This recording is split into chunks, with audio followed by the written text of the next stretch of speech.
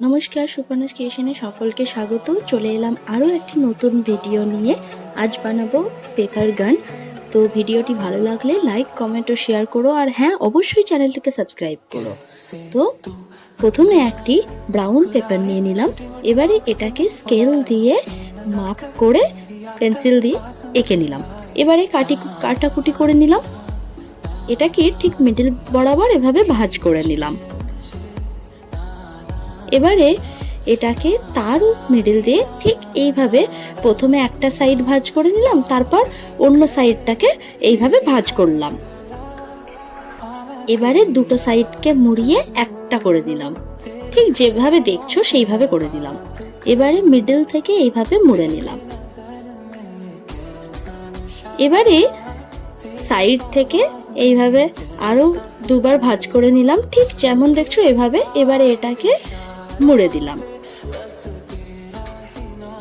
এবার এটাকে সাইডে সরিয়ে রাখলাম। তারপর একটা হোয়াইট কালারের A4 পেপার নিয়ে নিলাম এবং সেটাকে রোল করে নিলাম ঠিক এই রকম।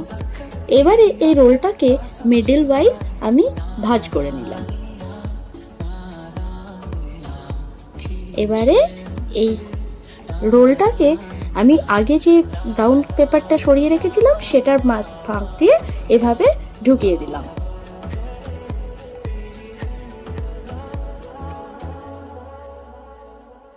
এবারে সামনের পোরশনটা কিছুটা আমি কাঁচি দিয়ে কেটে নিলাম। এবার একটা মোটা রোল করে মাঝেরটা যেন একটু ফাঁকটা বেশি থাকে, তারপরে সুতো দিয়ে আমি বেঁধে নিলাম।